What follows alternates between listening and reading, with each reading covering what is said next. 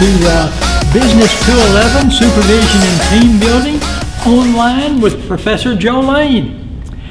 We just finished Chapter 13, and now we're going to talk a little bit about Chapter 14. Now, if you're real observant, and you happen to watch Chapter 13 maybe just a little while ago, and now you're getting to Chapter 14, if you're real observant, you can tell that I have a different vest on.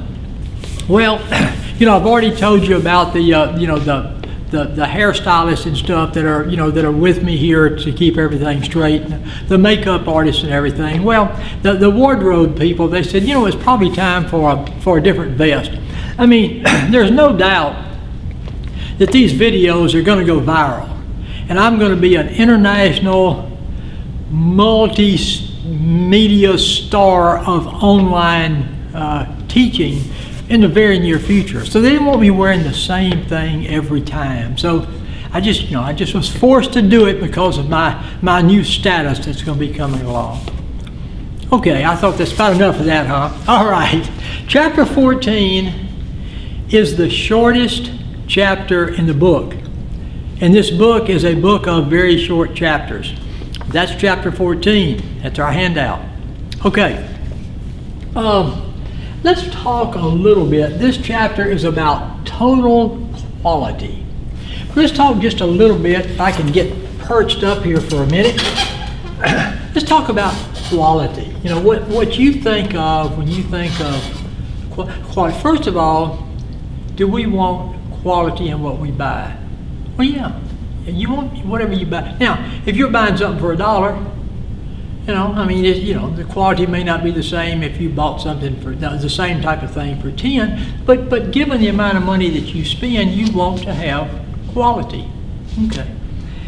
Price is really, really important. Maybe the most important thing, but quality is pretty important as well. If you go to a restaurant, or I guess I could get you to think about something that you buy that is quality is important to you. Maybe like myself, running shoes, racing shoes, the quality of those shoes are pretty important to me. I mentioned a restaurant a moment ago. When you go to a restaurant, I might ask you, did you have a quality experience? And the food was great. It was great. So you had a good quality experience. All right. Now, I'm not going to necessarily define quality. It's the very top of your handout, and he has kind of a definition of what quality is. I guess I will. A dynamic state associated with products, services, people, processes, and environments that meet or exceed current expectations. So I guess if you have you have a product, services, people, processes, environment that you're in, and that process, service, or whatever meets or exceeds your current expectations, then that would be quality. Now, one thing though I did want to talk about was this. You've got to look at quality two ways. You can't just look at quality by the results. I went to that place and I had a great meal. Okay, so that place is great. Well, that's one way to look at quality, is the result that you get. But what happens at that restaurant? They just got lucky. They just happened to, you got a steak and it just happened to throw it on there, and it just happened to be done right, and the person that was doing it did a good job with it, and something, you know what I'm saying? I meant, you just got lucky. Well, if you own a business and you're thinking about quality, do you want quality results? The answer is, of course.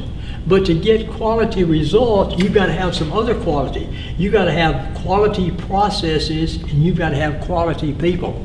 The way you end up going about cooking that steak, from the time that it is taken from wherever they keep it to the time that it's prepared and put on the plate, Do you want that to be a standard, good, high-quality process?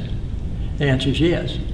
Secondly, do you want the people doing that, cooking that steak, that's going through that process to be very good? Their answer is yes.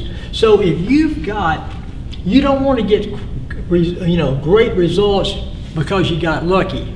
Now, results are one way to measure quality, but another way is through the process. Quality results are going to come, and I did kind of put it out here. It's more than results. It's the quality of the processes you use and the quality of the people. Does that make sense? Okay, all right. So to ensure yourself as a business owner, to ensure yourself as a supervisor that you're going to turn out quality stuff, the process that you use to turn that out and the people that you have to turn that out, that's really going to determine the end result being quality or not. Okay. But an author says we want more than just quality. We want total quality. Businesses should aspire to total quality. So let me define that. This will be a note item. An approach to doing business that attempts to maximize the competitive of the organization. Now that's a lot of words, but what it's saying is this. You're going to try to do business in such a way that you can maximize the competitive. You can be very, very competitive with your competition because of the way you do your business. The approach to doing business that attempts to maximize the competitive of an organization through the continual improvement of its products, services, people, processes, and environment. Wow. That kind of even expands on this a little bit, doesn't it? It says that what you want, it's a way you're going to do business, and you're going to try to maximize your competitive advantage, as it relates to other organizations, because you continually want to improve the product, the services, the people, the processes, and the environment in which it's offered. That's total quality. Excuse me again. Now, what he says is, should you aspire to total quality?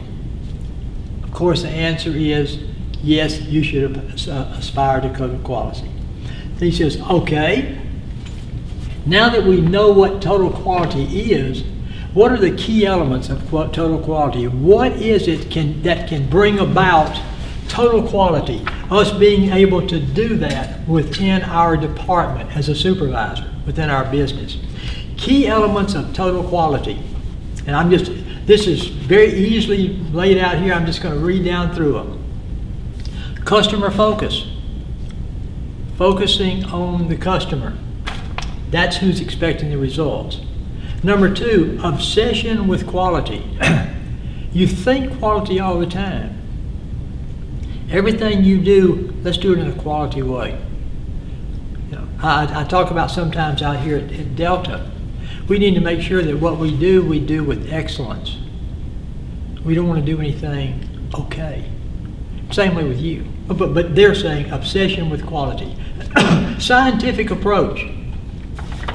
Let's just talk about those processes that you're going to be using. Make sure those processes are scientifically proven. Use a scientific approach. Number 4, long-term commitment. This week we're going to really be stressing quality, next week not so much. If you have an obsession with quality, you've got to have an obsession with it every day. Every day. That was number 4, I guess. Teamwork. You can't have some people that are into it, some people that are not. If you're talking about you want to have total quality through improving your products, your services, your people, your processes, and your environment, everybody's got to be a member. Everybody's got to be working together. Continual improvement of systems. Well, you already almost said that. The systems that you use, everything that you use has got to be continually improved. Okay. Education and training. You've got to educate folks. Why is it important? Why is it important for our company?